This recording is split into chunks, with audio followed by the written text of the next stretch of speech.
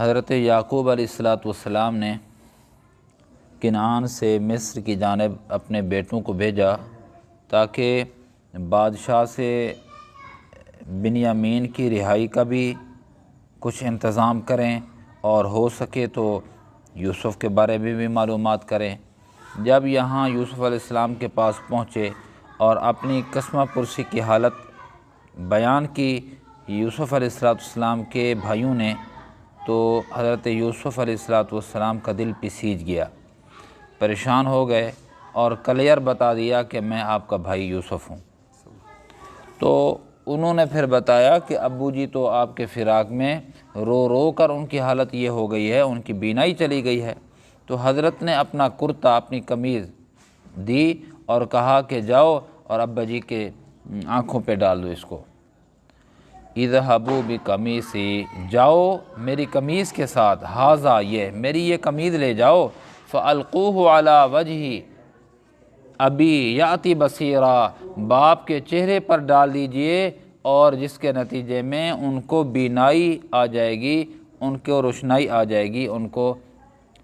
نظر آنا لگ جائے گا۔ یہ قمیض کیا تھی؟ بعض حضرات کہتے ہیں یہ جنت کی قمیض تھی،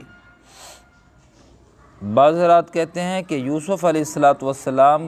کا وجود ہی بذات ہی جنت کا وجود تھا، تو آپ کے وجود اطہر پر جو قمیض آتی تھی گویا وہ جنت کی قمیض تھی، اور یہ بظاہر قمیض کے اندر کوئی اثر نہیں تھا، یہ اللہ رب العزت کا ارادہ تھا اور حضرت یوسف علیہ السلام کی معجزہ تھا، کرامت اور معجزہ تھا جیسے نبیوں کا ہوتا ہے۔ بس حضرت نے وہ اپنی قمیض دی تو یہی ہوا کہ جب وہ ڈالی گئی تو یاتی بصیرہ، بینائی ہو گئی۔ وَأْتُونِي بِأَهْلِكُمْ أَجْمَعِينَ، ساتھ یہ بھی فرمایا کہ پھر تم سارا جو خاندان ہے وہ سارا کا سارا ادھر آ جانا، ابا جی کو کہو آپ کا یوسف مل گیا ہے، میں نہیں جا سکتا، انتظامی امور سنبھالے ہوئے ہوں۔ 250 میل سفر ہے،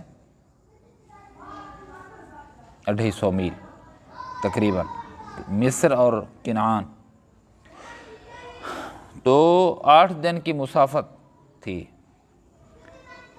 تم جب ابا جی بینا ہو جائیں گے تو پھر آنے میں آسانی ہوگی۔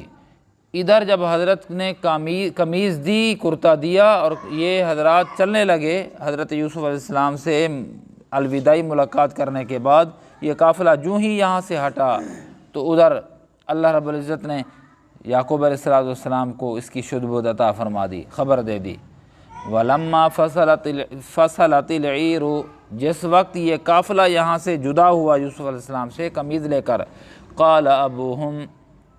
ان کے باپ یعنی یعقوب علیہ السلام نے اپنے رفقا سے فرمایا، انی لأجد ریح یوسف لولا ان تفندون، تم مجھے اگر دیوانہ نہ کہو، بوڑھا بہک گیا ہے یہ نہ کہو اگر، تو میں آپ کو بتاؤں مجھے آج میرے یوسف کی خوشبو آ رہی ہے۔ حضرات نے بتایا ہے یہ اللہ بتانا چاہیں، بتانے والی ذات اللہ کی ہے، غیب کا علم اللہ کے پاس ہے، تو میں اگر بتانے پہ آتے ہیں تو 8 دن کی مسافت 250 میل کے سفر سے آگاہ کر دیں، اور اگر بتانے پہ نہ آئیں تو پھر تھوڑے سے فاصلے پہ 3 میل بھی نہیں بنتا، تھوڑے سے فاصلے پہ کنویں میں حضرت یوسف علیہ السلام مقید تھے، محبوس تھے، اللہ نے نہیں بتایا۔ اور اس کو تو وہ تو چلو 3 میل ہو سکتا ہے، 2 میل ہو سکتا ہے، 1 میل ہو سکتا ہے، دیوار کے پرلی جانب یہ جو سرگوشیاں کر رہے تھے، منصوبے بنا رہے تھے کہ یوسف علیہ السلام کو ابا جی سے جدا کریں، یہ تو ایک دیوار کا فاصلہ تھا، وہاں بھی اللہ نے خبر نہیں دی کہ اے یعقوب تیرے بیٹے کو تجھ سے جدا کرنے کی پلان اور ترتیب بنا رہے ہیں، اللہ نے نہیں بتایا۔ بتانے پہ آتے ہیں، فرمایا تم مجھے اگر دیوانہ نہ کہو تو میں بتاتا ہوں تمہیں کہ انی لاجد ریح یوسف، یوسف کی خوشبو آ رہی ہے۔ قالو، جو مصاحب بیٹھے ہوئے تھے نا، سن کے وہ بھی انہوں نے کہا تاللہ، اللہ کی قسم، انک لفی ضلالک القدیم، یہ تو آپ پرانی باتیں کر رہے ہیں، پرانا وہم ہے، آپ کا غلطی ہے، پرانی بات ہے، ہر وقت یوسف یوسف کہتے تھے۔ فلما ان جاء البشیر القاہ علی وجہہ فارتد بصیرا، یوسف علیہ السلام سے کرتا بعض حضرات نے کہا اس یہودا نے لیا تھا، اس نے کہا کہ جو خون آلود حضرت کا جو کپڑا تھا نا، خون آلود کپڑا کرتا، وہ بھی میں لے گیا تھا، تو آج یہ یوسف کا خوشبو والا کرتا بھی جس سے بینائی عود کرائے گی لوٹ آئے گی، یہ بھی میں لیتا ہوں اور میں ہی ڈالوں گا ابا جی کے ہاتھ میں، تاکہ وہ کمی پوری ہو جائے، کسر پوری ہو جائے۔ ہاں کیا کہا کہ فلما ان جاء البشیر، پر جس وقت حضرت سے آ کر بشارت دینے والے نے ملاقات کی، القاہ، ملاقات کی یعقوب علیہ السلام سے، آ کر بتایا یوسف حیات ہیں، زندہ ہیں، اور ساتھ ہی علی وجہہ، ان کے چہرے پہ قمیض ڈالی، کرتا ڈالا، فرتد بصیرہ، حضرت کی بینائی لوٹ آئی۔ سبحان اللہ، واہ واہ واہ، کئی سالوں کے بعد۔ قال الم اقل لکم، خوش ہو گئے، نہال ہو گئے، تو میں نے کہا نہیں تھا تمہیں، انی اعلم من اللہ ما لا تعلمون، جو میں جانتا ہوں اللہ کی طرف سے تم نہیں جانتے، اللہ نے مجھے بتلا دیا تھا۔ قالو، یہاں پر یہ 10 سے کے 10 بھائی ہاتھ جوڑ کے کھڑے ہو گئے، قالو یا ابانا، اے ابا جی، استغفر لنا ذنوبنا انا کننا خاطئین، ابا جی آپ ہمارے لیے اللہ سے بخشش کی دعا کریں، ہم بڑے خطا کار ہیں، معاف کیجئے۔ ہاں، قال سوف استغفر لکم ربی، فرمایا ان قریب میں تمہارے لیے اپنے پروردگار سے بخشش مانگوں گا۔ آج کی گفتگو کا حاصل یہی جملہ ہے، جو مضمون چلایا ہے اس کا یہی، اسی پہ بات کرنا چاہ رہا ہوں، اسی جملے پہ۔ حضرت نے فرمایا میں مانگتا ہوں، انہوں نے کہا کہ بخشے مانگیے، ورنہ میں ہوتا، آپ ہوتے، بس فوراً ہی اٹھا لیتے، کہتے بابا جا تجھے معاف کیا ہے، مجھ سے معافی مانگ رہے ہو، معاف کیا اللہ سے، میں ہاتھ اٹھا لیتا ہوں۔ حضرت نے فرمایا نہیں، بالکل وہی کیفیت ہے جو پچھلے دروس میں گزری ہے، کہ جب یوسف علیہ السلام جیل میں تھے، بادشاہ نے خواب دیکھا تھا، قاصد آیا تھا اور معلوم کیا تعبیر، جا کر بادشاہ کو بتایا، بادشاہ بھانپ گیا، یہ تو کام کا بندہ ہے، اس نے کہا اس کو میرے سامنے لے آؤ، رہا کر دو اس کو۔ جب وہ قاصد پھر آیا، حضرت آپ کی رہائی کا پروانہ لے کر آیا ہوں، حضرت نے فرمایا میں نہیں نکلتا۔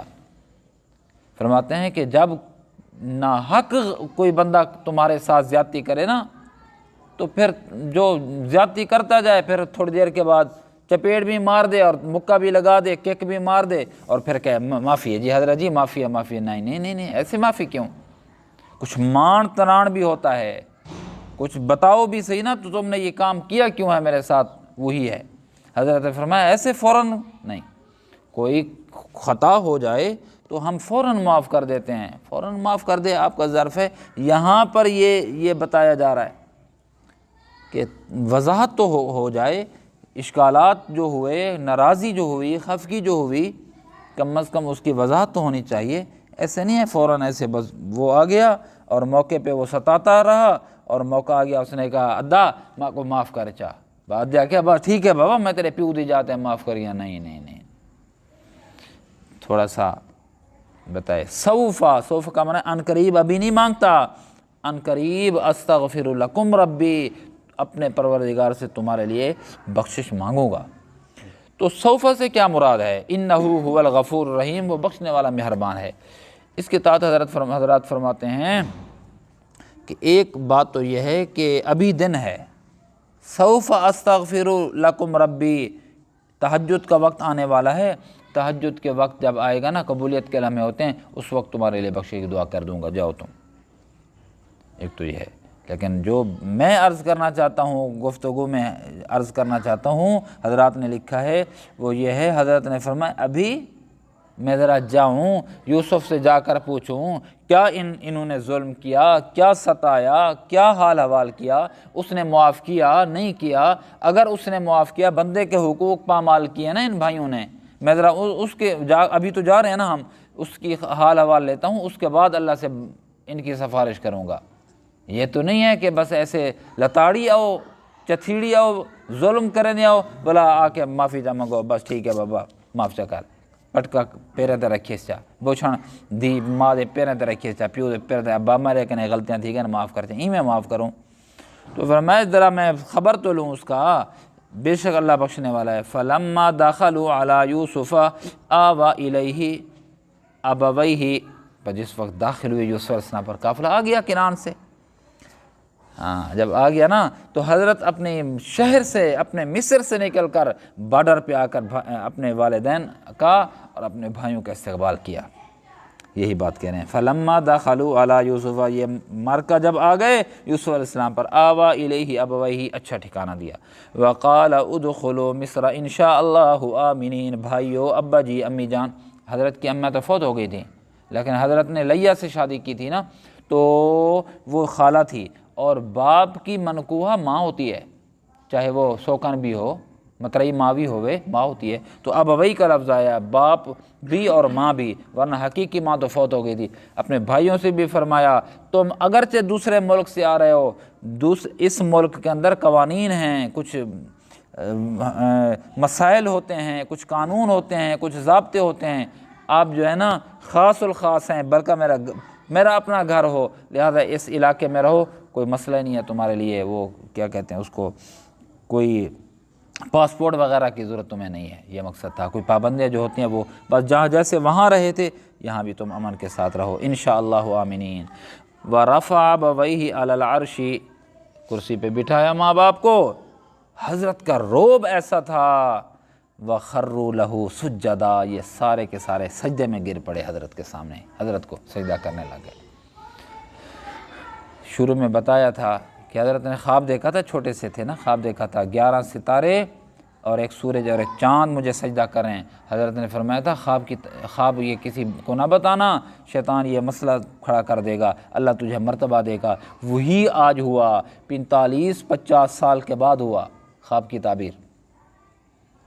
یہ وہاں بھی عرض کیا تھا کہ خواب کی تعبیر بعض دفعہ فوری، رات کو خواب دیکھا، صبح اٹھا تو اس کا تعبیر واقع ہو گئی، بعض دفعہ 45-50 سال انتظار کرنا پڑتا ہے، 50 سال کے بعد یہ معاملہ ہوا، سجدے میں گر پڑے۔ وقال، اور فرمایا، حضرت یوسف علیہ السلام نے فرمایا، یا اباتی، ابا جی، ھذا تعویل رؤیا من قبل، جو پہلے میں نے خواب دیکھا تھا نا اس کی یہ تعبیر دیکھ رہے ہیں آپ ابا جی، قد جعلھا ربی حقا، میرے رب نے سچ فرمایا، وقد احسن بی اذ اخرجنی من السجن،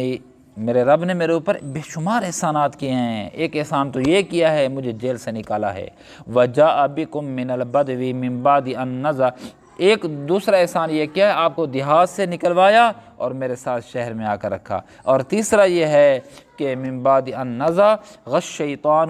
بینی و بین اخوتی، میرے اور میرے بھائیوں کے درمیان نفرت پیدا کر دی تھی، اللہ رب العزت نے نفرت کو محبت میں تبدیل فرمایا، یہ اللہ کا احسان ہے۔ ان ربی لطیف لما یشاء، میرا رب تدبیر کرتا ہے جیسے چاہتا ہے، انہ هو العلیم الحکیم، بے شک وہ جاننے والا حکمت والا ہے۔ تو آج کی گفتگو کا حاصل یہی ہے کہ جب بندہ کسی کے حق تلف کر چکا ہو، جب تک حقوق ادا نہیں کرے گا تو اللہ بھی اس کو معاف نہیں کرتا۔ بندے کے حقوق دینے ہیں تو معافی بھی مانگو، ان کے حقوق واپس بھی کرو، 1000 روپیہ لیا، معافی ہے، معافی ہے، معافی ہے، معافی بھی مانگو، 1000 دے سکتے ہو تو 1000 بھی دو، پھر معافی اصل میں ہوگی، اللہ سے پھر معافی ہوگی۔ تم 1000 بندوقہ دو، اللہ سے سجدے کرتے رہو، محراب بن جائیں تمہارے ماتھے پہ، اللہ معاف نہیں کرے گا۔ کل قیامت کے دن 1000 کے بدلے میں تمہیں بے شمار نیکیاں دینی پڑیں گی، اگر وہ بھی ہمارے کھاتے میں ہوئیں تو، ورنہ تو مشکل ہے۔ تو اس لیے بندے کے حقوق کا بہت زیادہ خیال کرے بندہ۔ اللہ مجھے آپ کو عمل کی توفیق نصیب فرمائے۔